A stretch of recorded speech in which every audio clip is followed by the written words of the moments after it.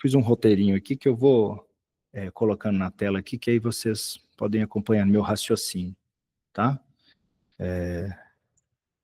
A ideia é que é uma live mais curta, né? Então, eu vou ter que ir passando mais rápido aqui pelas questões que aparecem. E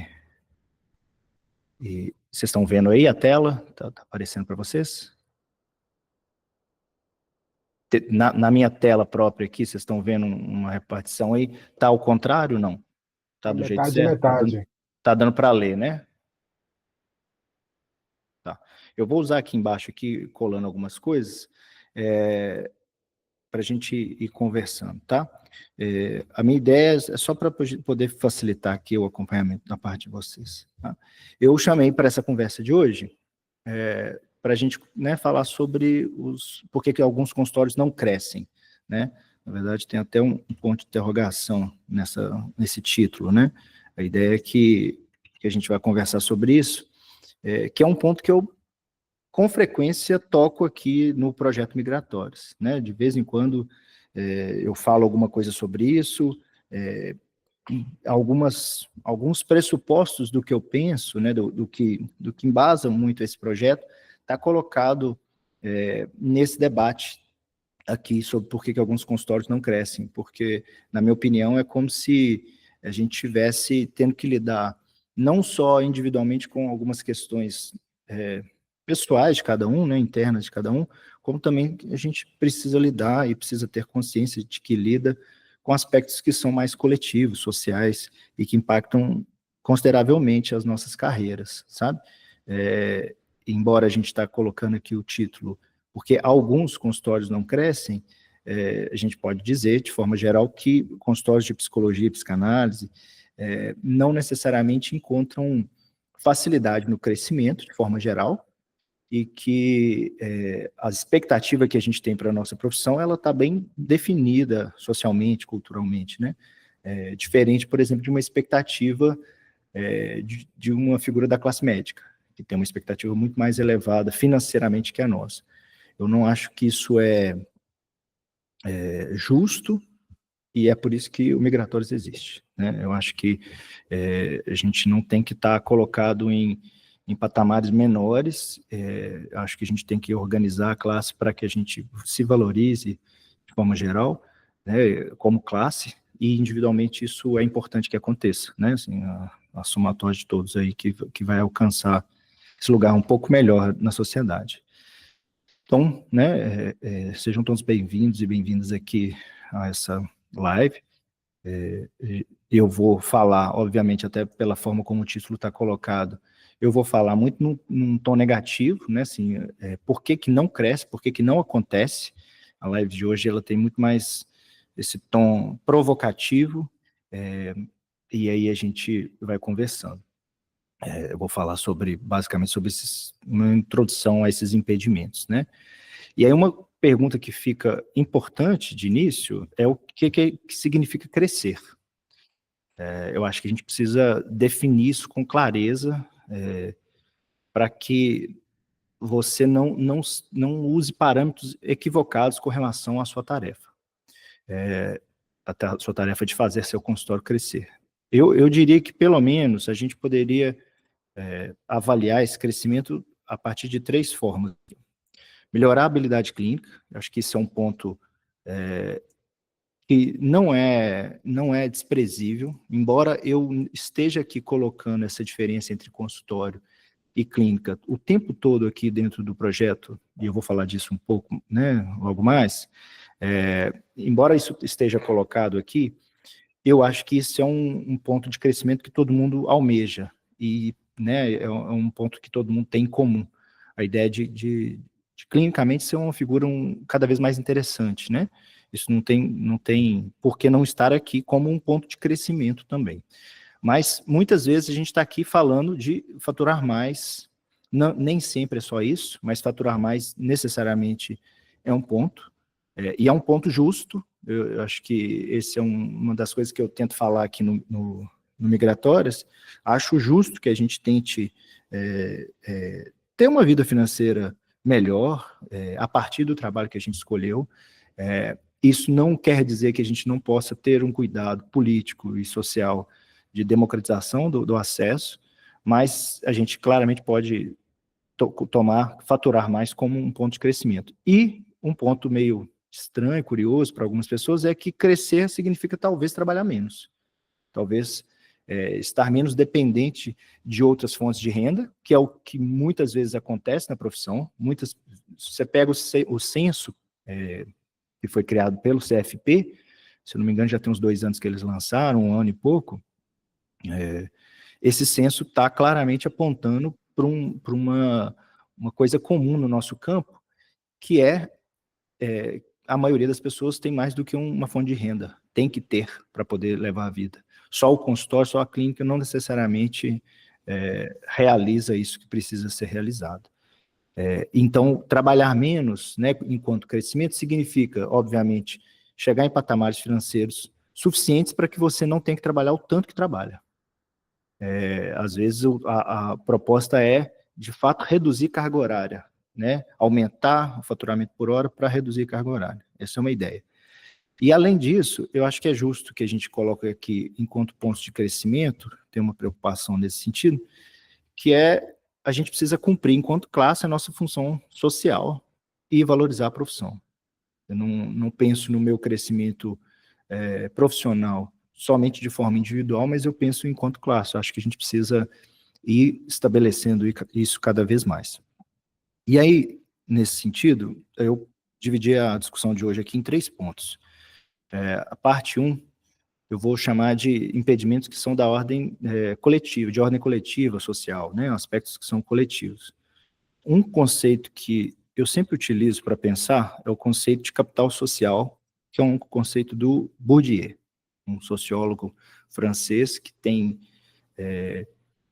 eu gosto muito das produções dele, ele tem muitos textos que podem nos ajudar a pensar.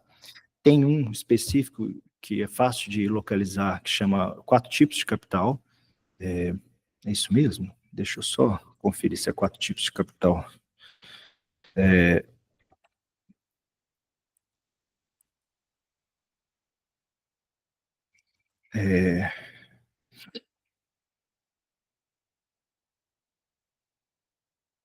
Se não não estou conseguindo localizar aqui rápido aqui não, mas as formas de capital, né, deve ser isso. E aí ele define 4 tipos, e capital social é um deles. Isso eu acho que esse conceito é muito importante, assim, para a gente poder pensar o que acontece conosco, do ponto de vista de classe, e do ponto de vista individual também, isso acaba esbarrando, mas por razões sociais, né, por aquilo que vem conosco, socialmente. Eu, quando pensei no Migratórias, eu sempre articulei a ideia de que a gente tem pouca formação com relação a essas questões que eu trago aqui no Migratórias, né, elementos de outros campos de saber.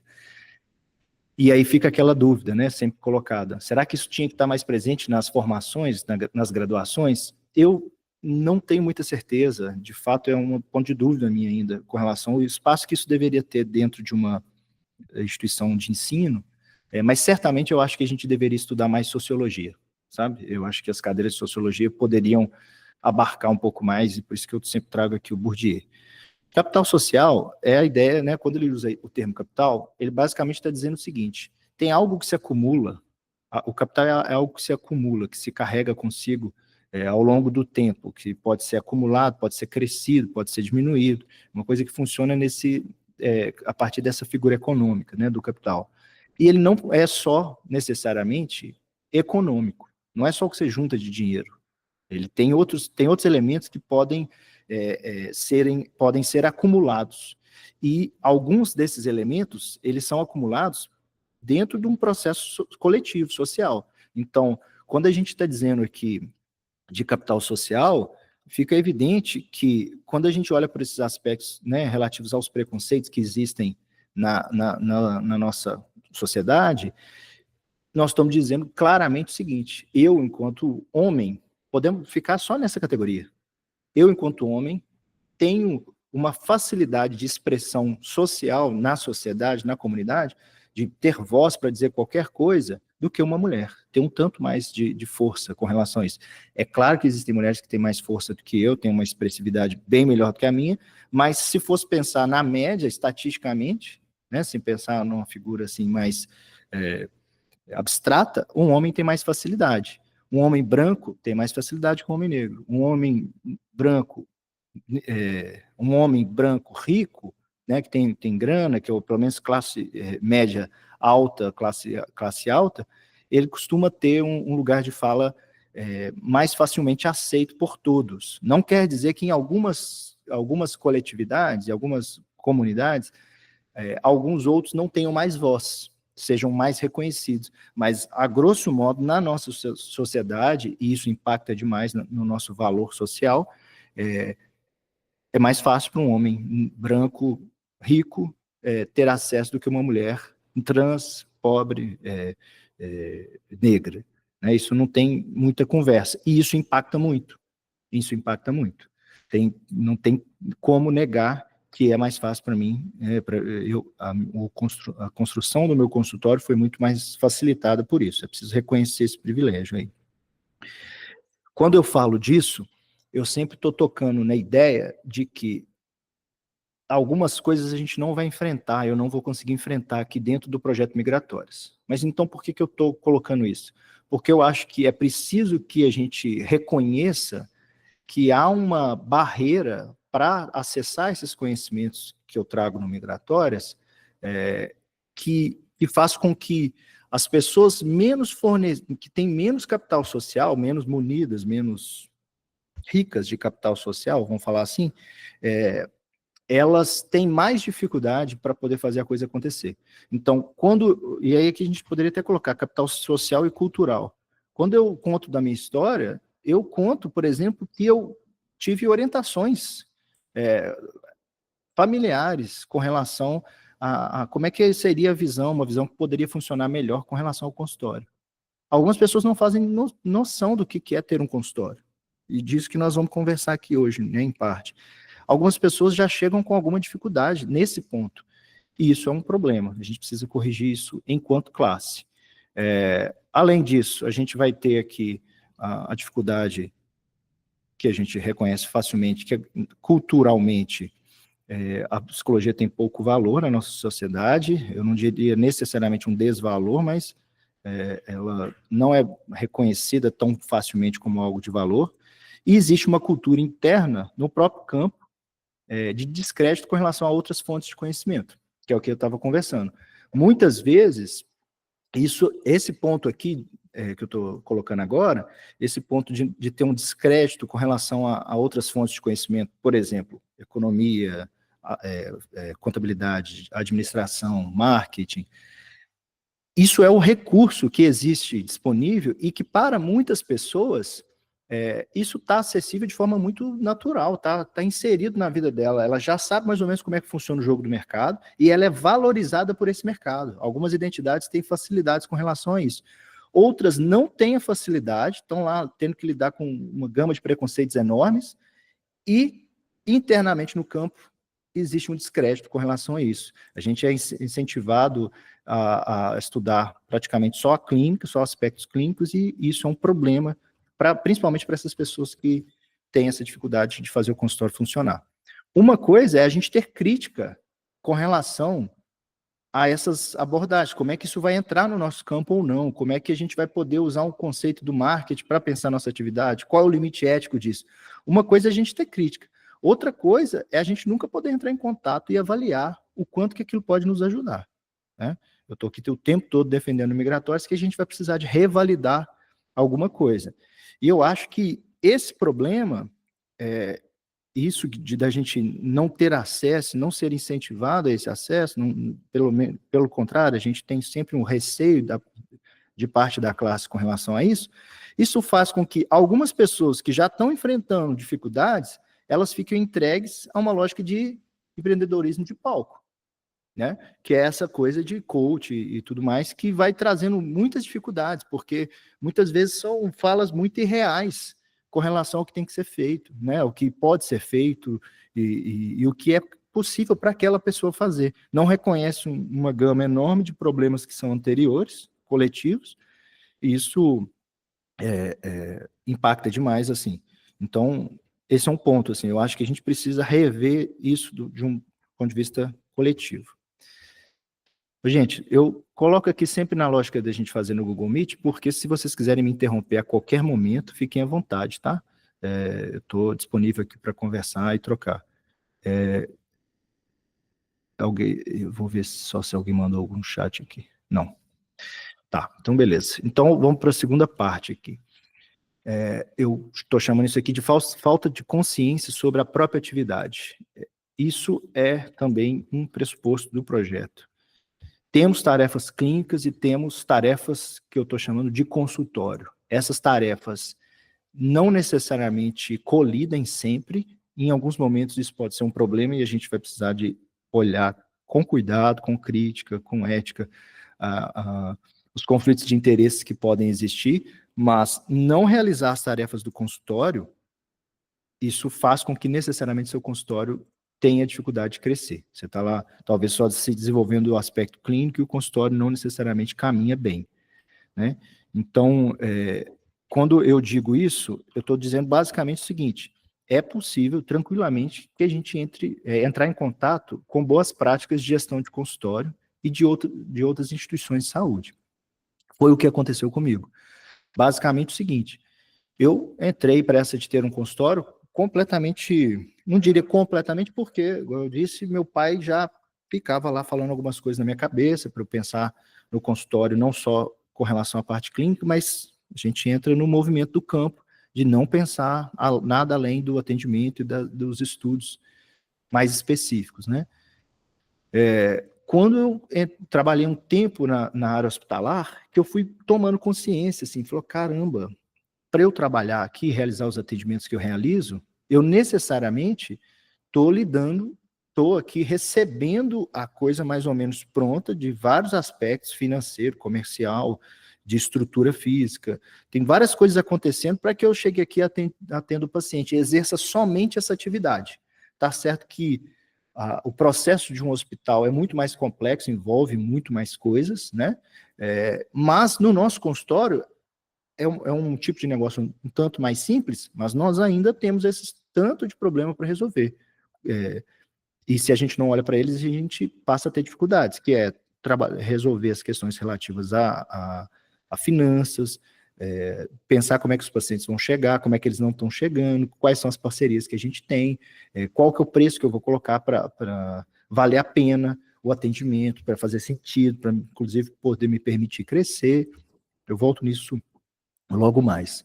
Mas é possível, sim, tranquilamente entrar em contato com essas boas práticas que existem e sempre avaliar se aquilo cabe no nosso contexto ou não. Uma coisa muito comum de se ver dentro desse debate aqui sobre nossas carreiras é o quanto que algumas pessoas não estão muito abertas a olhar, se permitir pensar, olha, deixa eu ver isso aqui, pode ser que funcione para mim, pode ser que não. Tem gente que tem pouca paciência, né, pouca disponibilidade para poder entrar em contato com aquilo que não necessariamente vai te ajudar do ponto de vista do consultório.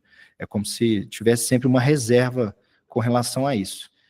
E aí que eu entro na terceira parte da minha fala aqui, que tem mais a ver com esses elementos mais práticos que a gente pode conversar, né?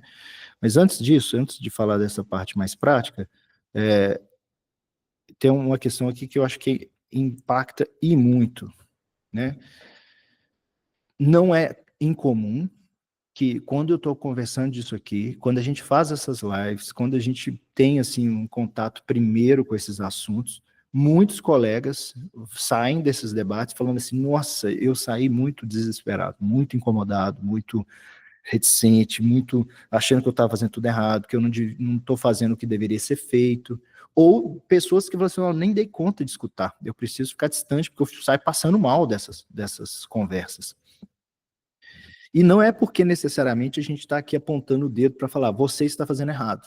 Não necessariamente a gente joga para esse lado, não estou tentando fazer isso. Tanto é que eu fiz essa introdução aqui, comecei a falar basicamente a partir dessa coisa coletiva, que de alguma forma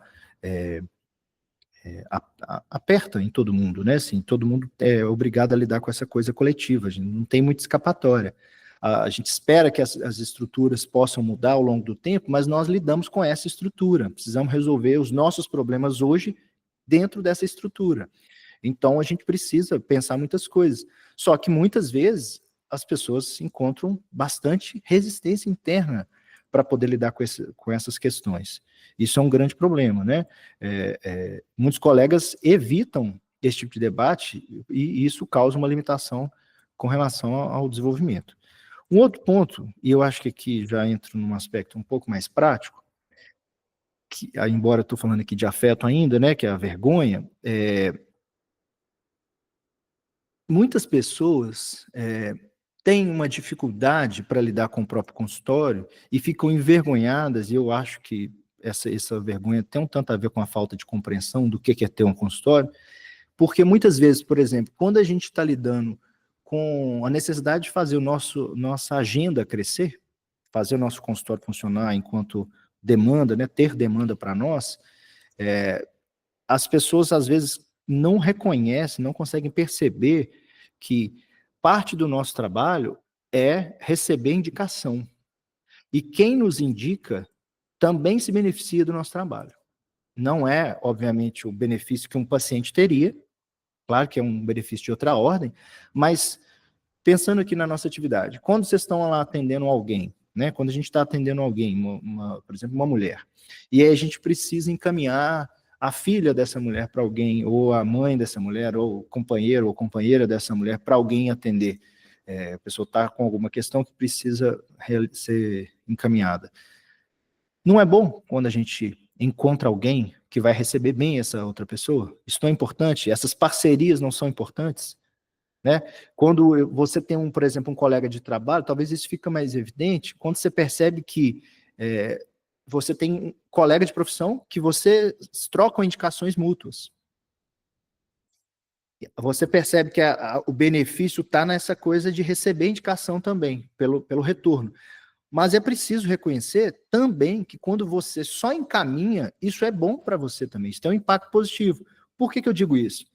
Porque quando eu estou conversando com colegas que estão aí nos cursos, minicursos e consultorias que eu pratico, é muito comum eu me deparar com o seguinte, a pessoa precisando de paciente, e aí a gente vai tentar fazer uma lista das pessoas que normalmente encaminham pacientes para essa pessoa, e aí eu vou ver o grau de proximidade que ela tem com aquelas pessoas. Algumas, de fato, são mais distantes, mas tem pessoas ali com quem ela divide, inclusive consegue dividir a dificuldade que está tendo no próprio consultório. E aí o que acontece? Eu falo assim, você já falou para essa pessoa, fulano aqui, ó, que você está com vaga na agenda? Você está precisando de preencher algum espaço? Não. Aí eu sinto mal, eu fico incomodado, parecendo que eu estou mendigando o paciente. Quando, na verdade, é bem possível que essa pessoa tenha alguém para indicar. É claro que quando a gente está no início da profissão, todo mundo tem um fluxo de pacientes circulando em volta, né, de nós, assim, no início, que não resolve tanto o problema, nem nosso, e muito menos resolver o nosso, mais de outra pessoa. Mas certamente você tem contato com pessoas de diversos níveis da profissão, e pode ser que, em alguma medida, algumas pessoas precisem saber que você está com vaga na agenda para poder ter o teu encaminhamento. É um grande problema. Por exemplo, eu tinha uma colega que estava doente há pouco tempo, né? Estava enfrentando um tratamento mais complicado e tal, e era uma pessoa para quem eu indico muitas vezes pacientes. Ela estava enfrentando uma doença um tanto mais grave, mais delicada e tal, e ela realmente pisou no freio com relação à atividade profissional dela nesse período. O que aconteceu? Eu não sei e não soube muito. Hoje eu sei que ela já retornou, porque isso ficou claro por outros motivos. Mas eu sei que ela retornou para as atividades dela muito antes de eu ter clareza de que ela tinha retornado. E eu fiquei um período sem saber se eu poderia indicar para ela ou não um paciente. Muitas vezes a gente nem deixa claro para as pessoas que a gente precisa de paciente, que a gente tem abertura para receber pacientes, porque a gente não reconhece essa coisa aqui do benefício, que quem indica também traz benefício. E a gente lida com essas questões com muita vergonha, como se fosse uma situação de incapacidade nossa, todo mundo tem muito constrangimento com relação aos problemas do consultório, como se os consultórios do colega não passassem por situações muito parecidas. Ou se não passam hoje, não passaram anteriormente. Eu tive um consultório que eu tinha dificuldade de ter pacientes, normal, faz parte do processo de todo mundo. Hoje, já faz algum tempo que eu não tenho problema com relação a fluxo de pacientes. Eu estou sempre avaliando, controlando isso, tentando ver como é que a coisa está acontecendo, é um ponto de atenção meu.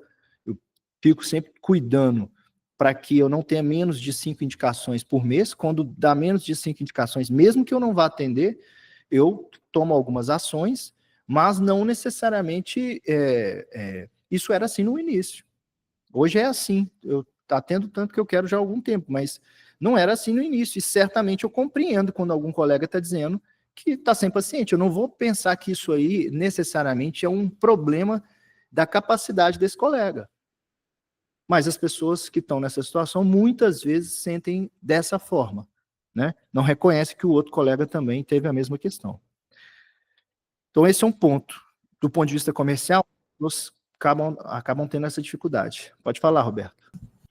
Ô, Lucas, é interessante essa questão da quantidade de pacientes também, porque de um tempo para cá eu venho desassociando um pouco essa sensação de sucesso à quantidade de pacientes, sabe assim? Sim, total. Que é curioso, assim, você pode até receber 5 indicações, você pode estar com a agenda cheia, mas está com um consultório completamente especificado, assim, né? Vários pacientes pagando ticket muito baixo, você Pode. completamente sobrecarregado.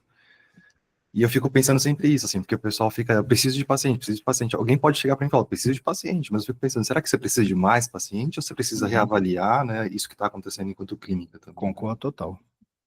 Concordo total. É meu próximo ponto aqui, ó. Já ia copiar aqui. A gente precisa, um ponto de observação é com relação à precificação, né? Igual eu coloquei aqui em cima, né? Assim, muitas vezes a tarefa é trabalhar menos, não é trabalhar mais. Às vezes é trabalhar menos e trabalhar melhor, né? Em melhores condições que seja. Mas não tenha dúvida, cara, assim, se eu faço uma lista aqui, assim, se eu abro uma caixinha de pergunta, por exemplo, lá no perfil, e falo assim, qual é a sua maior dificuldade? Os psicólogos e psicanalistas, de forma geral, eles só conseguem nomear essa parte da agenda, número de pacientes. É esse o parâmetro que todo mundo tem de sucesso. E eu concordo com você, nem sempre é. Mas não existe um consultório saudável, de crescimento saudável, que não tenha uma demanda construída e constante. O fluxo precisa existir.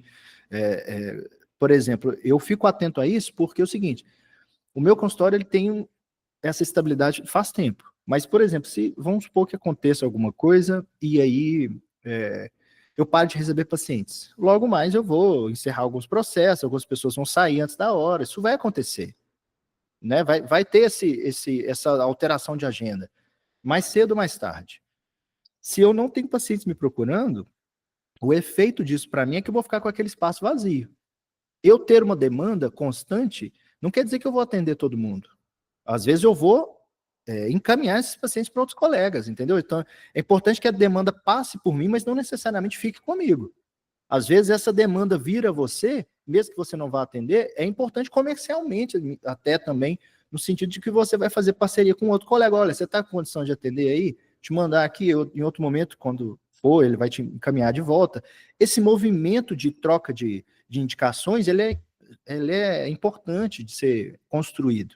Né? É importante, um consultório saudável exige isso. Então, assim, por mais que eu não vá receber todo mundo para atendimento, eu vou encaminhar. Mas se eu deixo de ter esse fluxo constante, a chance de eu ter na minha agenda um furo, e esse furo permanecer por um tempo maior do que eu gostaria, existe. Por exemplo, esse ano eu estou nesse caminho, fiquei nesse caminho de diminuir minha agenda. Então significava o quê? Eu não vou pegar pacientes novos, por enquanto. Todos os pacientes que saírem vão sair, a agenda vou diminuir a agenda. Eu entrei, no ano eu estava com 36 pacientes, eu falei, olha, se possível, se fizer sentido, se couber, a partir dessas saídas dos pacientes, sem forçar a barra nesse sentido, eu quero chegar ao ano com 30 pacientes, eu estou com 32. A ideia não é pegar paciente, mas se não vem pacientes para mim, se não continua vindo pacientes para mim, isso eu posso ter um problema no ano que vem. Quando eu, na verdade, já tiver estabilizado o número de vagas que eu tenho, é isso, é o que eu atendo, é isso, são 30, e eu posso ter um problema. Eu falo aqui dentro do projeto migratório porque eu estou conversando entre colegas aqui que estão olhando para isso.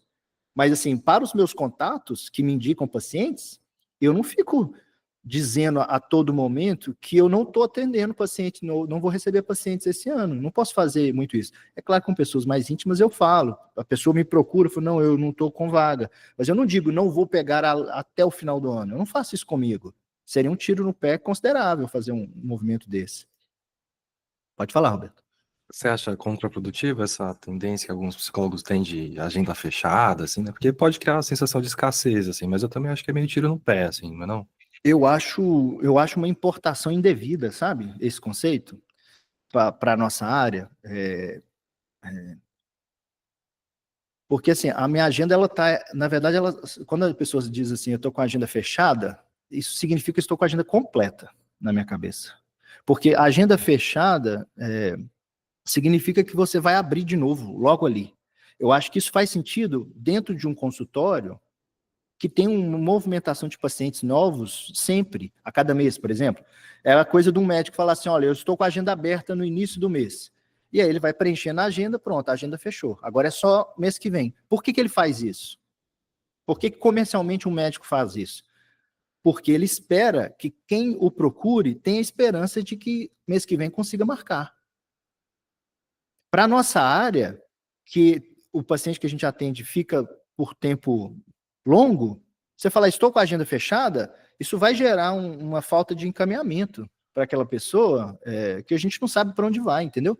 Uma coisa é você falar isso um dia, no sentido assim, para cuidado com relação aos meus pacientes, não estou recebendo mais pacientes. Parece uma coisa boa. Uma vez eu escutei uma outra pessoa de uma outra área, mas nesse movimento de ter muitos pacientes também recorrentes, ela falou isso. Era uma colega que era naturóloga, trabalha com naturologia. Eu ouvi ela falando isso, eu achei interessante, porque ela, na verdade, ela falou isso para apresentar um compromisso ético, e não para falar da agenda. Ela falou isso, manifestou isso para dizer, para cuidar melhor dos meus pacientes, resolvi não ficar atendendo todo mundo que me procura, estou com a agenda fechada, vou continuar aqui meu trabalho em rede social, a gente ainda vai trocando ideia, quando eu tiver disponibilidade de novo, eu aviso. É diferente, eu acho que é diferente. Assim como eu também não gosto muito da ideia de estou com a agenda aberta, eu acho que tem outras formas de comunicar isso melhor e mais elegantes, pode ser preconceito meu, mas eu acho que funciona melhor a gente conversar com as pessoas em vez de colocar que está com a agenda aberta. Eu acho que a gente sempre tem dificuldade no início com relação a ter pacientes, não acho problema afirmar esse início mais difícil, mas eu acho que também não precisa ficar estampado isso não, sabe? Para pessoas que não entendem o que é ter um consultório de psicologia. Uma coisa é a gente falar isso para colegas, outra coisa é a gente falar isso para potenciais clientes, assim, potenciais pacientes. Precificação. Precificação é um problema que eu acho que as pessoas erram muito na nossa área. Por quê? A precificação ela tem que estar bem feita, não só para você ter uma renda razoável, mas também para encaminhar para crescimento. Porque o crescimento do seu consultório vai depender de uma sobra de capital financeiro também, né? E isso precisa estar contemplado quando você vai calcular qual que é o preço médio de sessão que você deve cobrar. Quando eu falo preço médio, eu estou dizendo aqui porque eu tenho uma política de sempre ter vagas para pessoas que vêm de classes sociais diferentes. Eu gosto de atender pessoas que vêm de classes sociais diferentes. Eu não gosto da ideia de um preço único, não. Eu acho que isso viraria uma espécie de reserva de vaga para tipos de pessoas, né, assim, específicas. Então, assim, vou cobrar R$300 uma sessão, eu fiz um corte social de quem que eu quero atender. Eu, particularmente, não gosto disso, não vejo problema necessariamente em quem não faz, mas eu não gosto. Eu gosto de atender pessoas diferentes, e aí eu trabalho com faixas de preço de sessão. Aí eu vejo quantas vagas que eu posso ter para cada grupo. Por exemplo, eu tenho 3 vagas, ou seja, 10% do meu consultório, eu entendo que é para a pessoa poder pagar o que puder pagar. O resto do meu consultório, tem que dar conta, então, do faturamento que eu espero ter, que eu preciso alcançar. Então, o cálculo do preço das minhas sessões, ele é um pouco mais complexo por isso, porque eu estou pensando em 4 faixas diferentes. Mas, quando eu digo preço médio, eu estou dizendo o seguinte, o que importa para o consultório não é quanto que o fulano paga, mas é quanto se paga em média pela sua sessão, porque é isso que vai te ajudar a construir um raciocínio matemático para ver quanto que você precisa cobrar, quanto que você cobrar ali naquela situação vai te impactar negativamente ou positivamente. Então, essa é uma questão, assim, quando a gente não precifica bem, a gente fica refém desse estado que o consultório, às vezes, se estabelece, porque a gente tem que pensar nisso, o nosso consultório, ele, por mais que as pessoas pensem que a gente sofre com uma certa instabilidade, não tem nada mais estável do que um consultório de psicologia. A instabilidade que às vezes a gente tem com relação ao número ao valor que a gente chega no final das contas, né, do mês, essa variação não é nada pensando na variação que qualquer outro tipo de negócio tem. Qualquer outro tipo de negócio tem uma variação muito maior. Eu sei quantos pacientes eu vou atender semana que vem. Eu sei quantos pacientes eu vou atender daqui 6 meses. Eu sei, é fácil projetar, pela estabilidade do consultório, como é que vai ser meu ano que vem. Quanto que eu vou alcançar de faturamento, se eu manter as coisas como elas estão. Então, assim, inclusive, né, estamos no momento final de ano, é um ótimo momento para poder fazer projeções para o ano que vem, visualizar o que vai ser. A nossa atividade permite isso. Porque nós começamos a atender um paciente, ele vai conosco por um tempo razoável. Então, quando alguém vai lá e lota a agenda, igual o Roberto estava falando, de uma forma assim, com preços que a gente chama de sociais, né? Eu detesto esse termo, mas é o termo que se usa, né? Quando a pessoa vai lá e enche o consultório com preços sociais, ela passa a ter aquele nível de faturamento com ela ao longo de, sei lá, quanto tempo os pacientes rodam com a pessoa, mas assim, vamos falar, em média uns 2 anos recebendo aquele valor, ou valor parecido com aquilo, com algumas pequenas correções. Isso é uma questão. Já vi colegas que, né, por conta da atividade financeira não muito boa no consultório, acabavam tendo que trabalhar em outro lugar. E aí, de repente, estava construindo o consultório de um jeito, num caminho, pegando muitos pacientes que chegavam no valor que podia, aí, de repente, arrumou um emprego. Então, toda aquela expectativa de logo mais eu vou ter vaga, vou receber pacientes que pagam mais, se encerrou, porque todas as vagas que restavam para ela atender já estavam completas. Então, ela trabalhava meio período no hospital, no hospital, no caso dela também, e meio período no consultório. Só que o meio período do consultório que ela trabalhava, estava todo mundo pagando preço baixo. E aí ela um dia chegou para mim e falou, Lucas, não está valendo a pena eu trabalhar no consultório. Porque eu trabalho, eu trabalho todos os dias à tarde, isso me dá R$1.000 no final das contas. Pensando que eu tenho que pagar um tanto de coisa, na hora que eu tiro lá, vira R$1.000. Isso é um problema grave. Então, sim, tomar muito cuidado quem está começando, ok, vá atender pacientes, vá suprir essa demanda que existe, você está num momento que você pode fazer isso um pouco mais, você tem agenda para isso, pode atender pessoas a preços mais baixos, mas toma cuidado para não fazer da sua agenda inteira assim, né? Isso é uma questão. Priscila, você levantou a mão? É Priscila mesmo? Não sei se é. É Priscila, desculpa, Lucas. Tudo bem? Atrapalhei. Tudo bem. Não, de jeito nenhum. Me atrapalhei um pouco aqui com a comunicação no Google Meet. Não, estou gostando muito de te ouvir, acho bem legal, assim, a profundidade, porque eu tenho também uma vivência já há alguns anos, né? E eu cheguei agora num lugar bem parecido com esse que você falou, acabei construindo durante a pandemia, como eu tinha também sempre alguma agenda para valor social, flexibilizava. Quando chegou a pandemia em 2020, eu criei um projeto social, porque eu vi que eu não ia poder abraçar tanta demanda, e aí o que eu fiz? Eu comecei a direcionar para um grupo que eu supervisiono. Então, o que eu fiz? Eu criei um projeto social, com pessoas que atendem por um valor ali que eu já estabeleci mais ou menos um limite mínimo e máximo, né, num valor assim, se torne acessível para a Uhum, classe baixa, né, desfavorecida e média, um pouco mais difícil, apertada, e eu acabei ficando com um valor de consulta alta. uhum, Só que isso foi sustentável durante esses anos todos, porque eu tinha uma demanda, muita indicação, até agora. Então, a gente está em 24, 4, 5 anos. Em 20 eu atendi muito, tinha muitos valores. Em 21 eu resolvi dar uma enxugada, e aí uhum, foi sustentável. O que que aconteceu agora?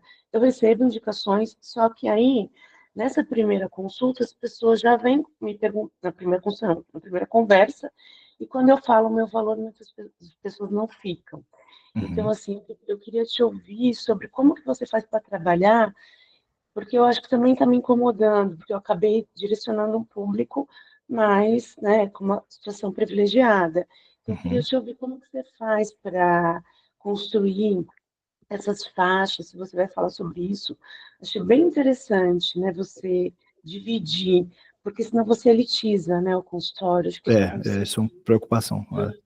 E eu tô com um pouco paciente, assim, acabou hoje, já não ficou legal agora, né? Entendi. Não Obrigada. tinha pensado em falar nisso hoje. Não, eu acho que isso até cabe mais na aula de manhã, que eu vou falar dos erros que eu cometi. É, eu acho que a gente pode falar dos erros que eu vejo também as pessoas cometendo. Porque eu acho que eu vou falar de algumas coisas amanhã, mas dentre elas, eu vou falar sobre pontos de atenção, assim, de erros que normalmente eu vejo que eu cometo, o colega comete outro erro. Então, assim, quais pontos que a gente tem que observar na nossa condução do consultório, assim, sabe? Que impactam. Esse problema que você está tendo aí, eu até então não tive, que é de ter uma diminuição da demanda. Pelo contrário, minha demanda vem só em crescimento, assim. Eu tive o problema, por exemplo, de cansaço. Eu vou falar disso um pouco mais amanhã, mas assim, eu percebi que o ano passado eu tive muito problema de diferença entre o faturamento esperado e o realizado, porque os pacientes simplesmente desmarcavam, talvez estivesse até vendo em mim uma certa indisponibilidade, assim, um cansaço, e eu quase que agradecia, nossa, que bom, não vou atender tanto amanhã, e deixava a coisa acontecer, e no final das contas é quase como se eu tivesse assim faturado 3/4 do que eu deveria ter faturado, que era esperado de ter faturado. Isso era uma quebra considerável que eu achava, sabe assim, 25% do faturamento de quebra eu achava muito, não devia ser. E aí esse ano eu comecei a ter mais observação para esse ponto e cuidado com esse ponto para que isso não impactasse, entendeu? Mas eu vou tentar organizar para falar disso amanhã. Pode ser? Você se importa, assim, da gente... Não, claro, é, eu fiquei interessada nessa estrutura que você comentou, se em algum momento desses encontros você vai falar como você faz essas faixas que você separa. Posso Você falou falar. três pacientes com valor social, mas não precisa ser hoje, pode ser nos próximos dias, Não, porque vai caber sim. Tanto é que no terceiro dia, que a gente vai falar sobre fluxo de pacientes novos, eu acho que até cabe até mais, assim, porque eu necessariamente vou falar um pouco da metodologia que eu uso para organizar essa coisa, que é o que eu passo muitas vezes para o pessoal que está nos cursos e consultorias comigo. Eu acho que vai te dar uma clareza, assim, do que eu penso, vai te ajudar nesse sentido. Edmundo, pode ser, Priscila? Você desculpa não Não, responder tá 100% ótimo, agora. não, tá ótimo, obrigada. você acabou contemplando um pouco, porque uma coisa que eu estava pensando, eu trabalho com o viés da psicanálise, né? E sempre tem essa questão muito delicada do processo da determinação do valor da Uhum, questão e essa negociação, né? E uhum. se você vai abordar isso em algum momento, que eu acho que isso é uma coisa que bate o clínico com o financeiro, enfim, é uma Sim, interseção aí é o ponto muito, de muito, interseção, concordo. é, né? Mas pelo que Ó, entendi, eu você vai posso falar falar mais disso, assim, né? de forma geral, assim, eu acho que isso é mais rápido, assim. O que eu faço uma vez que eu determino essas faixas é definir quantas vagas que eu tenho para cada faixa. E aí, nesse sentido, isso me dá uma certa tranquilidade, inclusive, de falar assim, não posso te receber agora. Me dá condição de falar, de ser explícito com o paciente, no sentido da minha condição de atendê-lo naquele momento. É, Isso me ajuda, por exemplo, não dar desconto fora de hora. fora de hora que eu digo assim, pensando no faturamento que eu preciso alcançar com o consultório, que está definido lá no plano. Isso me ajuda também não crescer o olho também de falar que eu quero receber um paciente que vai pagar um preço cheio, quando na verdade a vaga que tem é uma vaga para preço, no valor que a pessoa puder pagar. Isso é uma questão, assim, para mim, sabe? É claro que eu não sou tão obsessivo, assim, do tipo, não, agora de jeito nenhum. Muitas vezes aparece um paciente que eu não poderia atender naquele valor, mas às vezes o caso me interessou, eu tô a fim de atender aquele caso e eu quebro essa regra minha, não é também para ficar rígido, mas é só para me orientar, entendeu?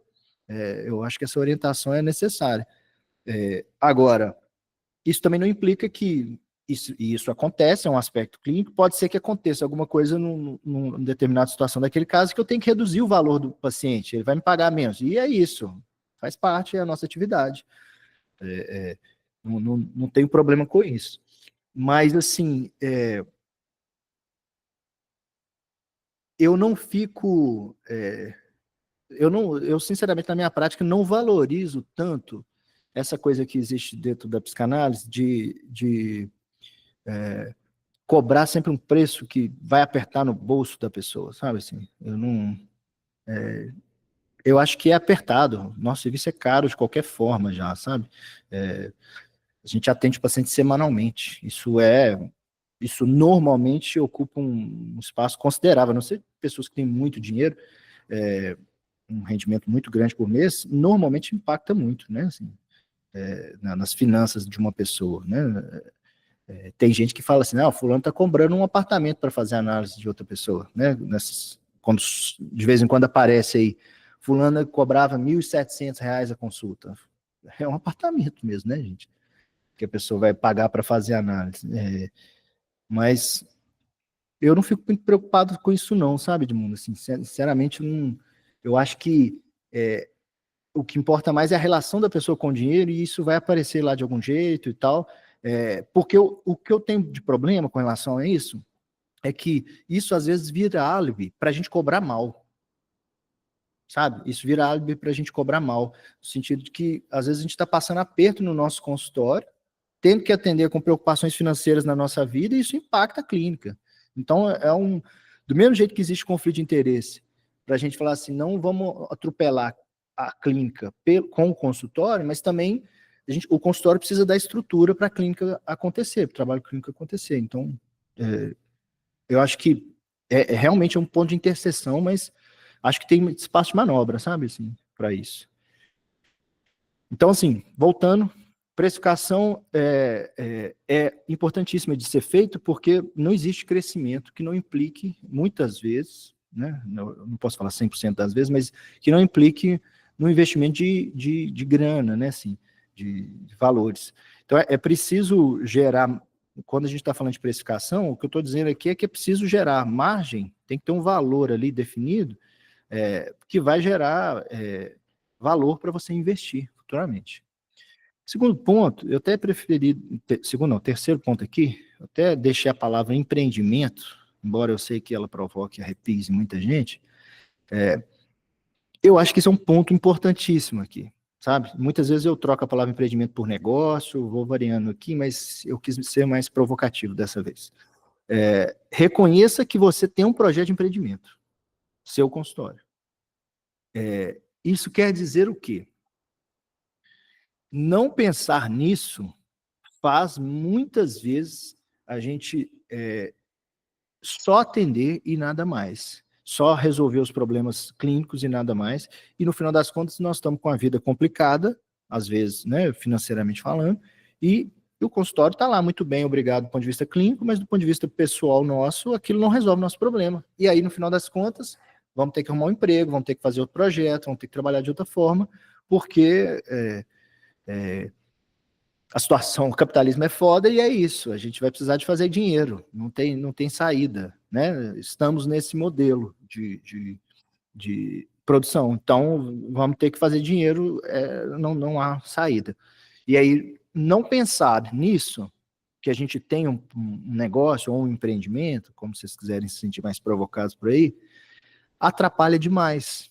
Porque quando a gente pensa que a gente tem um negócio ou um empreendimento, a gente está dizendo o seguinte, olha, o consultório tem algumas atividades a serem construídas, né? A gente está aqui falando, por exemplo, de questões comerciais, tem um aspecto comercial para olhar, tem um aspecto administrativo, né? Você vai ter que cuidar do espaço físico, você tem organização de papelada, de burocracia, muitas coisas que precisam acontecer. Tem um aspecto financeiro a ser observado, né? Não tenha dúvida. Tem um aspecto de aprendizagem que também precisa ser observado. Que é isso aqui? Isso aqui são eixos da gestão. Eu entendo o consultório a partir desses 4 termos. É assim que eu penso o consultório. E não foi eu que inventei isso, não. Isso aqui eu aprendi a fazer dessa forma na época minha de trabalho dentro dos hospitais. A forma como a gestão da qualidade era definida. E também não era pelo hospital que eu trabalhava. Era a auditoria externa que ia acontecer, ia cobrar o hospital a partir dessas linhas. Então, todo setor era obrigado a pensar esses 4 eixos. Tinha que ter uma avaliação de como é que estavam as relações de cliente-fornecedor interno dentro da instituição, como é que eram as relações, assim, quem encaminha para quem fornece condições para um debate inteiro sobre uma cadeia que precisa acontecer, uma rede que precisa acontecer para o trabalho funcionar. O administrativo, obviamente, precisa ser garantido, tem um tanto de documento para produzir, tem um tanto de prestação de formalidades que precisam acontecer, financeiro precisa acontecer, e aprendizagem, às vezes a gente pensa que aprendizagem significa só estudar os aspectos específicos da nossa profissão. Muitas vezes, essa é a parte, né, 90% do que a gente estuda é isso, para mais, talvez 100, quase 100. Quando é 100, eu acho errado. Acho que parte aqui precisa ser para aprender isso aqui, ó, para aprender as outras atividades. Igual eu disse aqui em cima, temos tarefas clínicas e tarefas de consultório. Elas precisam ser realizadas. Na melhor das hipóteses, se tudo estiver funcionando muito bem, obrigado, você não vai nem pensar que você tem tarefa de consultório. Isso vai ser tão comum, tão fluido, você simplesmente vai realizando, você tem os contatos, isso vai acontecendo, você não precisa se preocupar com isso. É o que acontece, por exemplo, com quem tem um capital social herdado e cultural já vindo de berço. A pessoa já entende como é que é o jogo. E está toda favorecida a partir dos traços de identidade dela, naquele contexto de preconceitos que existe. Agora, para quem tem dificuldade, está tendo dificuldade, é preciso lembrar, olha, você vai ter que conquistar, vai ter que construir o capital social. Você vai ter que fazer uma articulação de rede que você não tem. Agora, quando a pessoa já tem a coisa garantida, ela não vai nem pensar. O melhor é que a gente não pense no comercial. Não tenha dúvida. O melhor é você esquecer disso, se puder. Mas se não estiver funcionando, você vai ter que parar um tempo para pensar. Então, o investimento, que eu estava dizendo aqui, eu fui dizer que sempre é investimento financeiro, mas não é. Às vezes o investimento é de tempo, de organização, de entendimento, para poder fazer o trabalho comercial que precisa ser feito. A palavra comercial choca, assim como a palavra empreendimento, mas é isso, né, gente? A gente resolveu ter um consultório. Nós não decidimos trabalhar como psicólogos clínicos dentro de uma instituição. Se você quer só atender, você precisa necessariamente ser muito bom aqui, ter um capital social muito considerável. O negócio é tão grande que você não percebe que tem. Você não percebe as cartas de nobreza que você tem, aí é muito fácil. Né? É fácil falar que não precisa pensar nessas coisas. A pessoa está cheia de carta de nobreza lá, cheia de carta de apresentação que funciona hiper bem na sociedade, está toda valorizada pelo contexto, e está lá dizendo que os outros não podem aprender. Né? Tem que aprender, as pessoas vão precisar de aprender. É um capital, inclusive, para ser acumulado. A gente precisa criar uma rede de contatos considerável. Isso é um trabalho a ser feito dentro aqui da nossa atividade. Então, reconhecer que a gente tem um projeto de empreendimento significa eu tenho que fazer um projeto para o meu consultório que funcione. E ele vai ter que passar por esses eixos aqui. Tem outras formas? Deve ter, não conheço. Essa aqui é a forma que eu aprendi nas discussões sobre gestão de qualidade dentro dos hospitais. Então, assim, para fechar aqui, Roberto, e aí eu já passo a palavra para você. Tem uma conclusão lógica e óbvia. Espero que ela não soe tão imbecil, Mas é uma conclusão óbvia, né? Ela tem que ser óbvia, tem que ter esse efeito de obviedade. É necessário um esforço para tornar claro quais são os pontos que você precisa melhorar no seu projeto de consultório e investir nessas direções. É óbvio, todo mundo aqui talvez não, já sabia isso lá no início. Ué, você sabe. Tanto é que você fez para uma conversa que chama por que alguns consultórios não crescem? Quais são as dificuldades que eu posso ver de outros colegas que têm relação com a minha? O que eu tenho de dificuldade não é o que a Priscila tem, que o Edmundo tem, que o Roberto tem, que o fulano tem. Cada um tem dificuldades específicas e vai precisar de enfrentá-las. Qual que é a lógica do Migratórias? Eu não estou aqui vendendo faça isso que seu consultório funciona. Não gosto desse tipo de conversa. Eu prefiro fazer assim, vamos pensar, vamos ver o que tem de conceito e ideias que existem no campo, nos outros campos, para a gente conversar.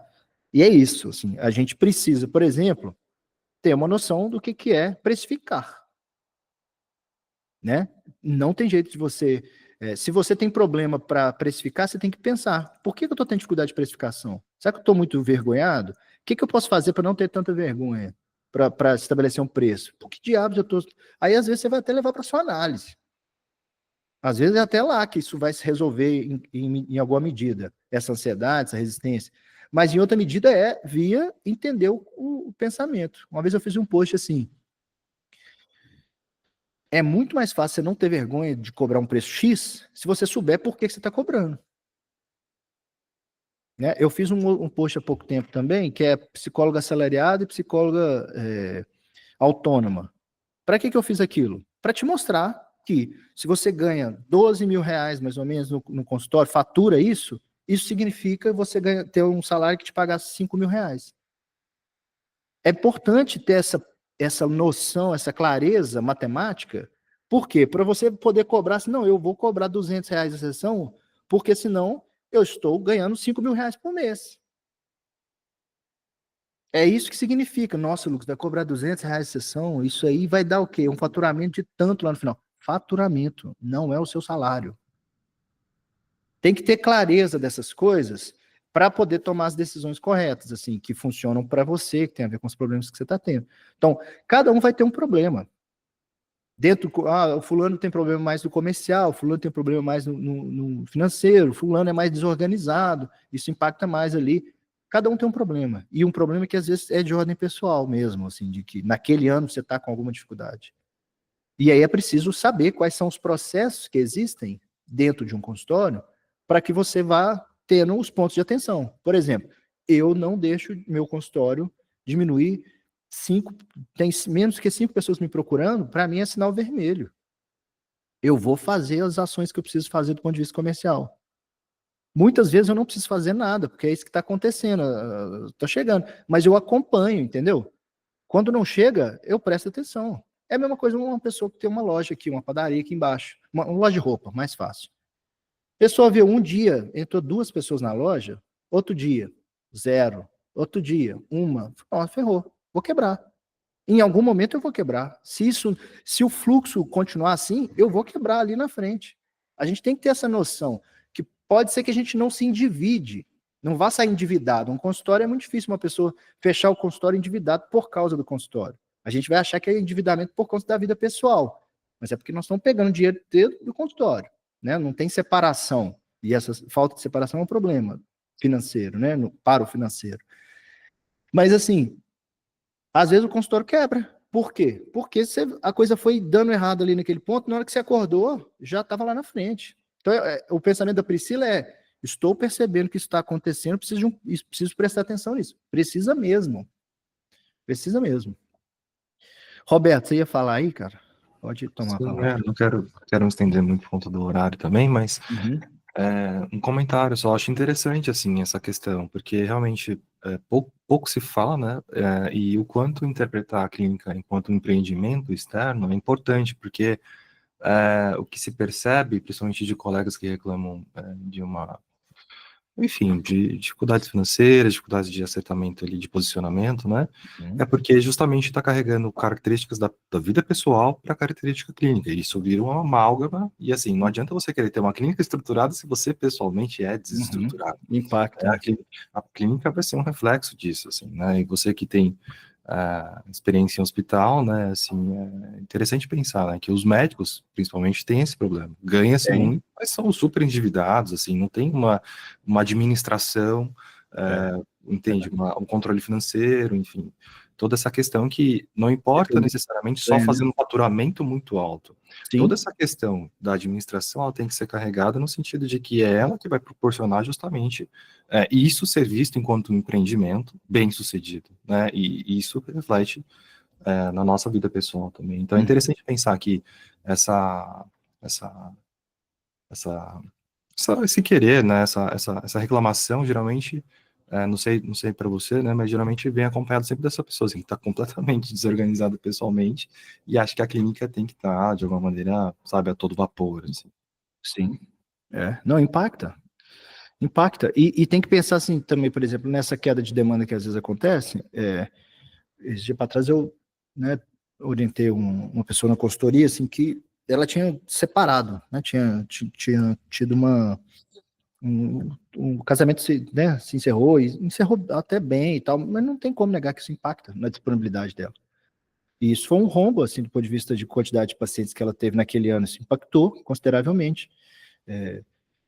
Ela, pouco tempo depois, alguma coisa se organizou lá e voltou a todo vapor, porque ela não tinha por que ter problema, assim mesmo, não, sabe? Assim, o resto estava tudo muito bem estruturado, organizado, a carreira dela está muito estável.